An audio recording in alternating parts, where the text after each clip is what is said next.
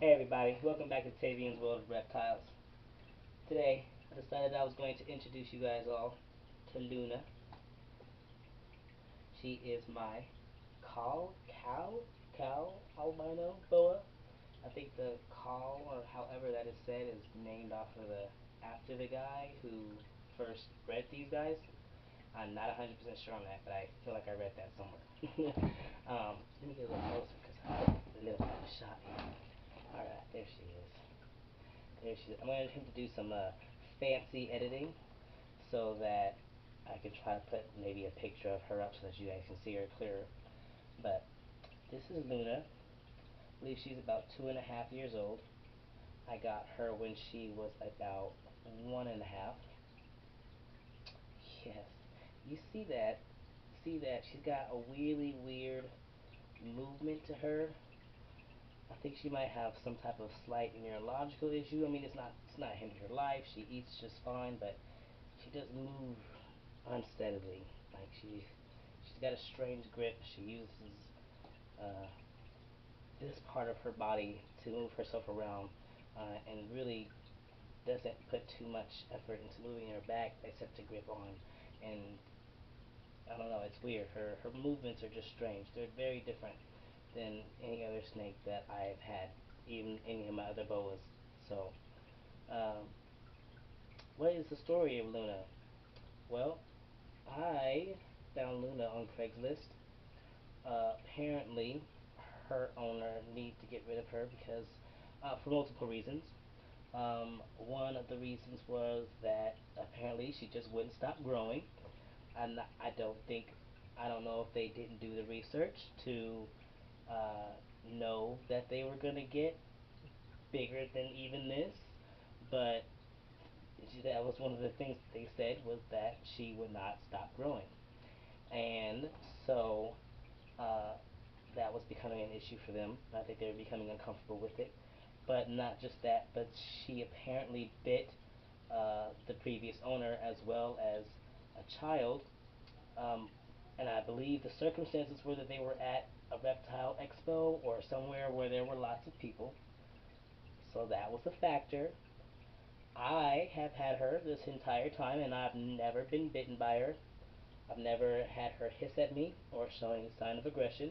So I'm not saying that that didn't happen with those people. I'm sure it did. I mean, there was blood drawn apparently, so it obviously happened. The child was bitten and they were bitten. But I personally just haven't had any negative experiences with her. Um, I mean, her movements are strange, but it doesn't hinder her ability to eat. She eats just fine. She's a sweet girl. She really is. I've got her in the self-made fish tank made snake enclosure that I put together, which I'm gonna just do a video on all my enclosures and then I can talk about the disaster that is that enclosure right now. But uh, it works for her. She's a very active girl. Like, I mean, she is super active. She's like the most active of all my boas. Like, she just never seems to stop. Well, she does stop moving. Stops moving often. Like, during the day, she takes plenty of naps. But like, from nighttime and early morning, she's up and ready to go. Uh, and we're still getting to know each other though. Like, I don't think she 100% trusts me yet. And I say that because she doesn't come out of her enclosure on her own. Like she'll be rolling all over, back and forth, all over her enclosure at the door, like she wants to come out. But the moment I open the door and invite her to come out on her own, uh, she just backs up. She retreats and she's like, "No, I'm good. I'm good. I don't want you there. I want to come out, but I don't want to come out with you." And she puts up a fight when I have to get her out. She like grabs onto everything, and this neck is powerful. I'm telling you, like it just wraps around things like she's doing with my thumb, like everything. Like when she's reaching for something, that's immediately what she's doing. She's reaching to get her neck around it, and then just like pull herself up. When she's gotten out of her enclosure, like I forgot to lock the enclosure. I've woken the up to her pulling stuff down off of the shelf because she's using this neck to anchor herself. So that was a little wild movement. I'm sorry. I'm sorry. That was a little much. I'll try not to move as much for you, but uh, she's an overall. She's a sweet girl, but she does have that weird uh, desire to just pull herself along with her neck instead of using her entire body. It's weird. Um, but she's just fine. She's currently on small rats. Um, I think, yeah, no, yeah, she's on small rats. I think I actually recently just put in an order for rats and I moved them up to medium rats because they were there, I believe, like, because small rats don't leave a very large lump at all for any of them. For I have them all on small rats. I have her and I have Maleficent and I have Zeus on small rats, and Zeus absolutely could do with a larger rat. But I just had my orders already, so that's just what he was getting. But she's on small rats, about to go up to medium rats, and she's silly girl. But yeah, her previous owner just didn't feel comfortable with her, and maybe just didn't do enough research to know that she was gonna get as big as she was beginning to get. And I think she said she got them from she got they said that they got her from uh, Phoenix reptiles, Felix's snakes, Felix's boas, something like that. I'll look it up and then I'll probably put it in the description in case anybody is interested. But it's here at the Northwest Reptile Expo is where they got her from, and I've thoroughly enjoyed having her. She's very pretty. Like I said, I'm gonna try to put some pictures up so that everybody can see her. What else do I want to talk to you guys about her? Let's see. She has a warm side at about 88, 89, 90.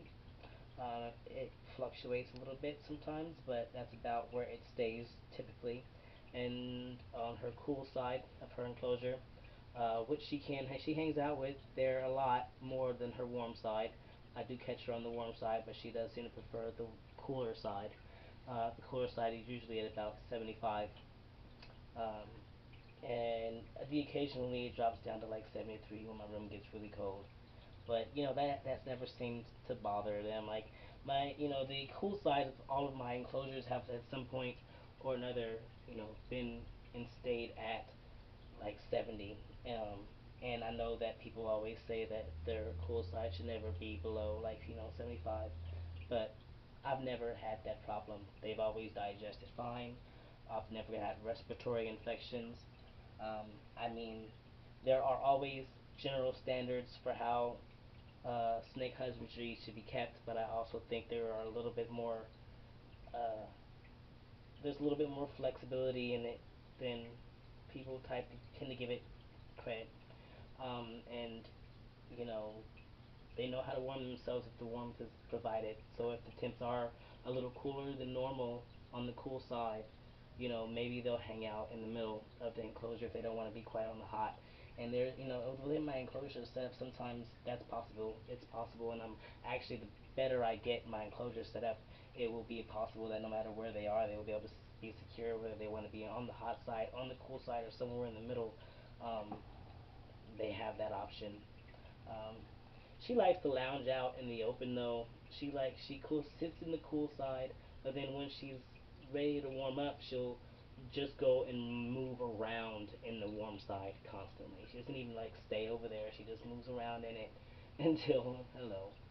Um, she moves around in it until she's warm, and then she starts coming at the door, um, saying that she wants to get out.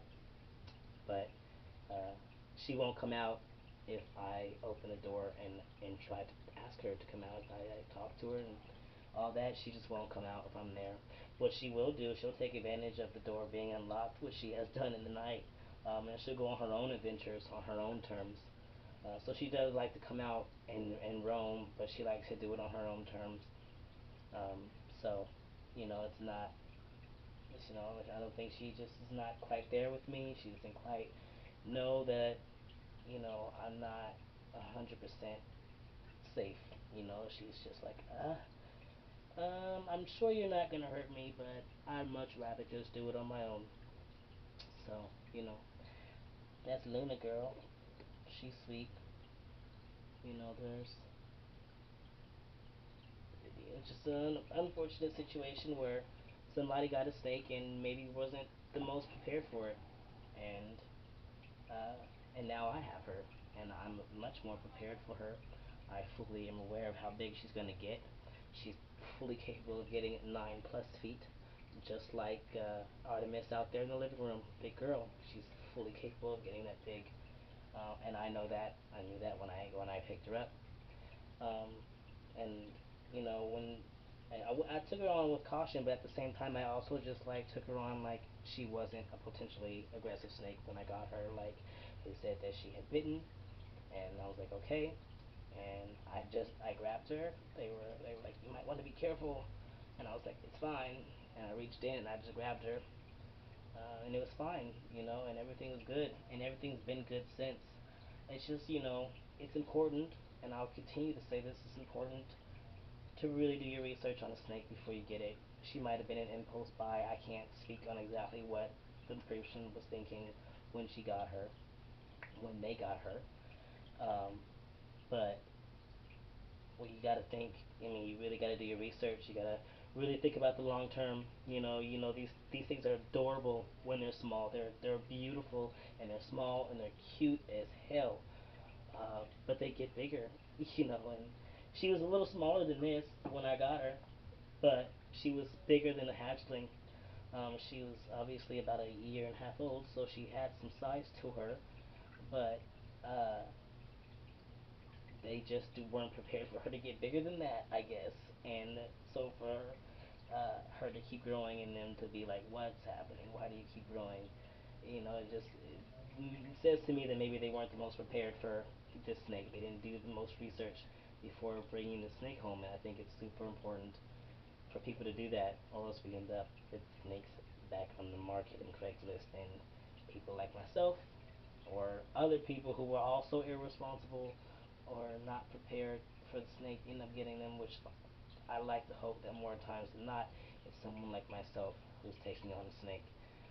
But I know that there are times that somebody else easily who had no experience with snakes could have taken Luna, and and then Luna would have easily been right back on Craigslist sometime down the road when they realized that this was a snake they couldn't handle. So it's important to really think about the creatures you're getting before you get it, long term, not what they look like right now, but what they will look like as adults. More so than anything, like right now, you can always figure things out right now. It's their adult, it's their future that you really need to be thinking about right now. Like right now, you can go out, you can get a tub, you can get a heat pad, you can get some substrate, and you can make these little things work. But can you provide them with a potential 6 by 2 by 2, if not larger, enclosure by the time they're adults? Is that something you're wanting to do? Is that something you're willing to do? And can you handle that large-bodied snake by the time they get to that size? Uh, you know, they're sweet snakes.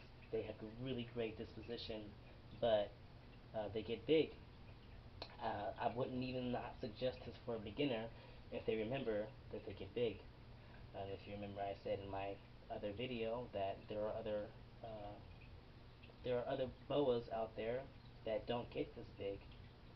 There's a Nicaragua, like I said, that I could not say in the last one, that don't get this big. And there are not so much boa constrictors that are like this, but there's like the rosy boas.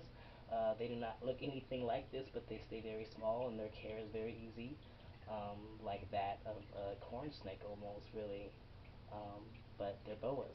So, um, yeah, just do your research. It's not hard to take some time to sit, and if you're really serious about it, if you're serious about it, you'll put the time in doing the research. You'll take the time in thinking about all that is involved in that creature before you bring him home, um, and we can avoid situations like this where somebody was unprepared for all that the snake offered.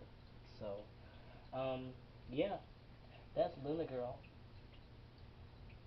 I might, take a moment to think about some stuff that I'm probably forgetting and then add it on to the end of it. But I think as far as as I have in my mind right now, it's really all I want to talk to you about. Like, as the channel grows, I mean, she'll pop back up and I'll talk to you about little quirky things that she's doing or little quirky habits I noticed about her besides her need to grab everything with her neck, and her independent travel roaming needs. She does not like to be assisted out of her enclosure. But there's so much more to learn about her. She's got so much more to learn about me. We've got so much more to learn about each other, uh, and you guys will get to see that. I'll get to share that with you all. And for now, I mean, that this is a pretty general, good introduction, and uh, I can do a more in-depth enclosure setup. How to set up boas. But right now, like I have 4 boas, and I'm not going to keep repeating that with every boa. So I'm going to just go ahead and do like how to set up boas, and then different pythons I don't have multiple different of the same python. But those will require individual ones because not every one of those pythons have the same requirements. Similar but not the same. So, but yeah, when it comes to enclosure stuff, I'm just gonna do a whole how to set up a boa enclosure, both for babies as well as for adults, or I guess what is this, juvenile, sub-adult, I don't know, 2.5-year-olds, boas, as in, and very large boas like Artemis is. So I'll do a good good detailed enclosure video for that, um, and husbandry care for boas of this sort, not rosy boas or some of the other boas that are out there, but Columbia boas specifically. So I feel like my voice keeps dropping, and I hope that it actually shows up. But if not, I guess I will have to redo the video. But yeah, so that is Luna. She's as beautiful. Hey Luna, go that way. Go that way because people want to see your face. Well, they can't see your face, but I see your face, and you should look that way so you can be like bye. Give a proper bye. Can you give a proper bye? Can you? Shush, Daddy. Shush now. Alright, well, that is Luna. Luna the Roamer. Going. Oh gosh, she's the reason I have my hair in a ponytail because she gets herself all up in my hair and it hurts. So, anyway, that being said, I'm out of here. This is Tavian TWR signing out. It's been good. You know, let me know what video suggestions you guys have. Like, I mean, I'm obviously gonna cover all of my animals, but after that, like, I'm gonna need some suggestions, some more fuel. So throw it at me and let me know. Ask me a question, I'll answer it in the video. Yeah. All right, y'all. It's good to see you. Luna and me are out. Luna's got other plans, and she no longer cares to be in front of this camera. So, all right, y'all. Take care.